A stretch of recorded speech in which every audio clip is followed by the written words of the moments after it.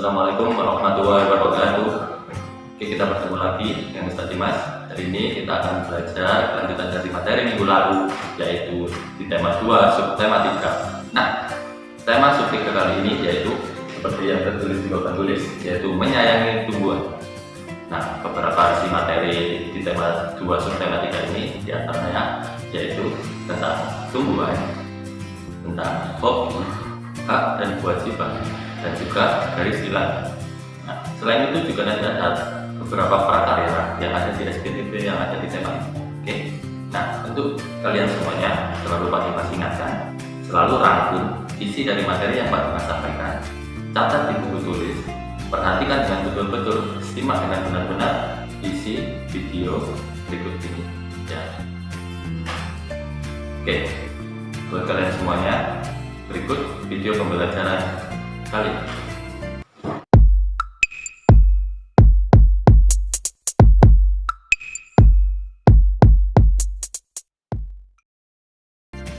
Nah, baik teman-teman, sekarang kita akan belajar mengenai tumbuh.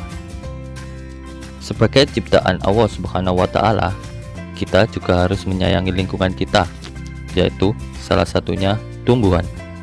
Tumbuhan telah memberikan banyak manfaat kepada manusia.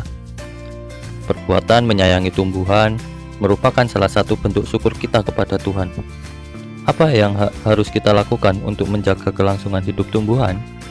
Nah, di sini kita akan mempelajari cara merawat tumbuhan dengan benar.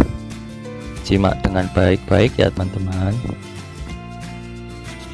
Nah, cara merawat tumbuhan dengan benar yaitu yang pertama, siramlah tanaman sesuai dengan porsinya. Jangan terlalu banyak, juga jangan terlalu sedikit. Karena bila terlalu banyak, nanti tumbuhan bisa cepat mati. Juga begitu terlalu sedikit, nanti tumbuhan kekurangan air. Nah, yang kedua, menempatkan tanaman di tempat yang terkena matahari. Jadi, letakkan tanaman di depan rumah, di belakang rumah, yang tidak tertutup oleh sinar matahari. Kemudian yang ketiga yaitu berikan tanaman pupuk alami yang biasanya terbuat dari kotoran hewan. Jangan berikan tanaman tersebut pupuk yang terbuat dari kimia, nanti membuat tanaman tersebut bisa cepat layu. Kemudian yang keempat yaitu membuang atau mencabuti rumput liar yang ada di sekitar tanaman, karena rumput-rumput liar tersebut bisa mengganggu pertumbuhan tanaman tersebut. Dan yang kelima, memotong daun yang rusak atau kering dari tanaman tersebut. Nah, itu semua merupakan cara merawat tumbuhan ya teman-teman. Kita sebagai manusia, selain memanfaatkan tumbuhan, kita juga harus merawatnya, karena tumbuhan sangat bermanfaat bagi kita. Bila kita hidup tanpa tumbuhan, apa jadinya hidup kita ya?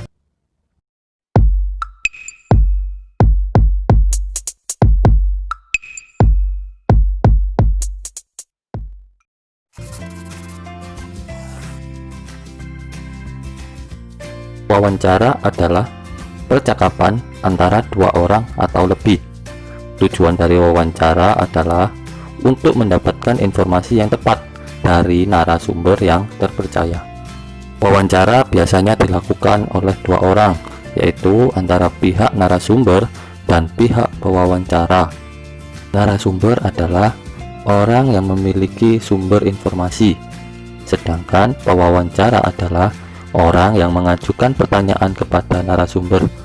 Wawancara dilakukan dengan cara penyampaian sejumlah pertanyaan dari pewawancara kepada narasumber. Pertanyaan untuk mewawancarai biasanya terdiri dari apa, mengapa, kapan, bagaimana, dan di mana. Pertanyaan yang diajukan tergantung tema yang ingin kalian dapatkan informasinya. Nah, sekarang setelah kita membahas tentang tumbuhan, silakan coba kalian buat pertanyaan untuk orang yang kalian ingin dapat informasinya. Contohnya seperti orang tua kalian. Silakan ajukan beberapa pertanyaan kepada mereka. Lakukan kegiatan wawancara ini di rumah ya teman-teman.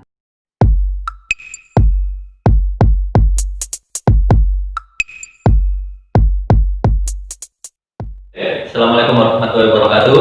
Ketemu lagi ya teman-teman ya, anak-anakku kelas 3. Nah, pada materi kali ini langsung saja di tema 2 subtema 3 kita akan belajar tentang garis bilangan. Nah, di sini Ustadz akan menjelaskan apa sih yang dinamakan dengan garis bilangan itu. Nah, bisa kalian lihat seperti yang ada di papan ini merupakan salah satu contoh garis bilangan. Yang perlu diingat dari sini, garis bilangan itu terdiri dari 2 bilangan ya, seperti yang terlihat di handphone ya. Jadi di sebelah kanan Ustadz ya, sebelah kanan Ustadz ini namanya bilangan bulat positif ya, bilangan bulat positif mulai dari 1, 2, 3, 4 dan seterusnya. Itu merupakan bilangan bulat positif. Nah, sedangkan yang sebelah kiri Ustadz ya, bisa dilihat ini namanya bilangan bulat negatif, ditandai dengan huruf min di depannya, di depan angka. Bacanya min 1, min 2, min 3, min 4, min 5 dan seterusnya. Nah, bisa membedakan ya, sebelah kanan bilangan bulat positif, sebelah kiri 0 bilangan bulat negatif. Jadi angka 0 tidak ikut negatif, juga tidak ikut positif. Nilai 0 berada di tengah-tengah antara negatif dan positif. Bisa dibagi teman-teman? Bisa ya? Oke. Selanjutnya, yang perlu diingat dari garis bilangan ini, ingat ya, untuk membuat garis bilangan yang sempurna, kalian harus menggunakan yang namanya penggaris. Kalian harus menggunakan yang namanya penggaris ya. Ketika membuat buku tulis, kalian harus menggunakan penggaris supaya apa? Supaya garis yang kalian buat itu lurus. Dari kiri sampai kanan itu garisnya lurus. Ya, oke. Yang kedua yang perlu diperhatikan, nilai 0 berada di tengah-tengah garis. Jadi nilai 0 ini berada di tengah-tengah garis. Jangan terlalu ke kiri, juga jangan terlalu ke kanan, ya. Oke, berada di tengah-tengah garis. Kemudian jarak antara 0 ke 1 dan ke angka yang lainnya juga perlu diperhatikan, harus sama. Supaya apa? Supaya tidak berhimpitan, ya. Jadi jaraknya harus sesuai. Misal mau dibuat 2 cm atau 3 cm, silakan. Yang penting sama seperti jarak yang lainnya. Oke, bisa dipahami teman-teman? Oke, silakan dipraktekkan di rumah untuk membuat garis bilangannya terlebih dahulu dengan sempurna beserta angka-angkanya seperti yang ada di papan ini.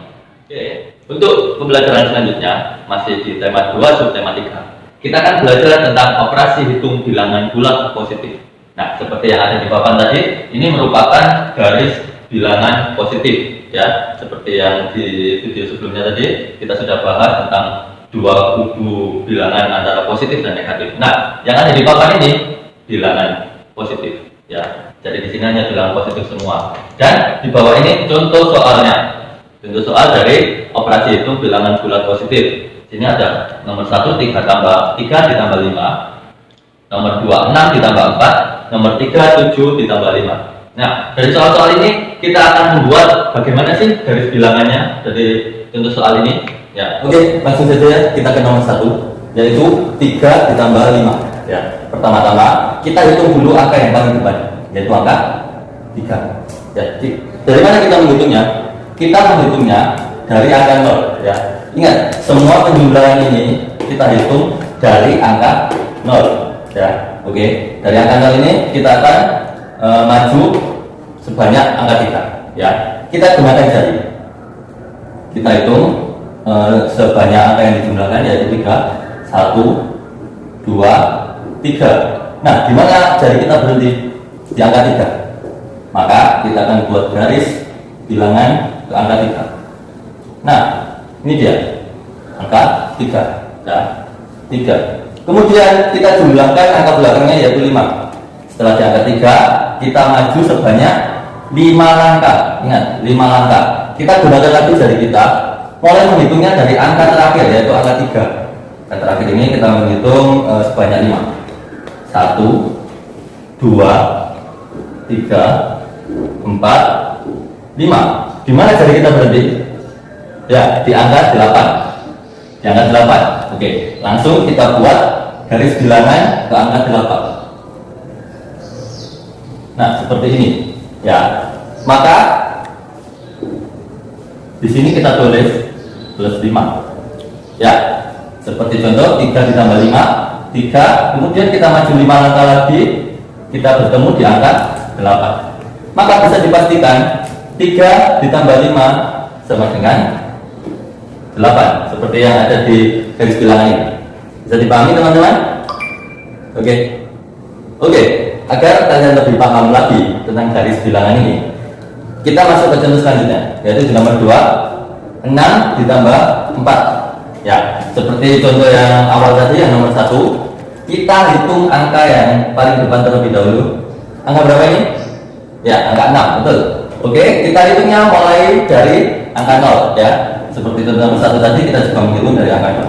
Sekarang kita menghitung angka 6. Angka 6, kita gunakan jari kita lagi untuk menghitung angka 6. Oke, 1, 2, 3, 4, 5, 6. Nah, jari kita berhenti di angka mana? Angka 6. Angka 6, kita buat garis bilangannya seperti ini. Oke, ini kita tulis 6. Ya, bisa dimengerti sampai sini. Oke, selanjutnya angka yang dijumlahkan yaitu angka 4. Kita menghitungnya dari mana? Kita menghitung dari titik terakhir kita menghitung tadi, yaitu di angka 6. Ya, kita mulai menghitung dari angka 6 ini. Kita maju 4 langkah lagi dari angka 6. Kita mulai berhitung 1, 2, 3, 4. Nah, di angka mana kita berhenti? Angka 10. Kita buat garis bilangan dari angka 6 ke angka 10. Nah, di sini kita tulis plus 4. Ya. Maka bisa dipastikan ketika 6 ditambah 4, maka hasilnya 10. Itu dibuktikan dari garis bilangan ini. Ya, bisa dipahami teman-teman. Jadi pesan dari Ustadz yang perlu kalian ingat ketika membuat garis bilangan seperti ini, teliti angka yang akan dijumlah. Yang pertama, ingat, teliti angka yang akan dijumlah. Angka awalnya kita hitung terlebih dahulu seperti ini. Kemudian yang kedua, ingat, ketika jari kita menghitung, pastikan itu berhenti di titik-titiknya, ya. Jangan terlewat, jangan juga terlalu sedikit. Pastikan berhenti di titik garis angka ini, ya. 1, 2, 3, dan seterusnya. Oke. Untuk contoh yang ketiga, silakan kalian lakukan di rumah yang seperti Ustadz jelaskan tadi. Itu sebagai latihan ya untuk di rumah, yaitu contoh nomor 3 ini 7 ditambah 5. Oke, silakan boleh coba sendiri di rumah. Semoga apa yang Ustadz berikan bermanfaat ya buat kalian ya. Tetap semangat belajar dari rumah. Oke, terima kasih.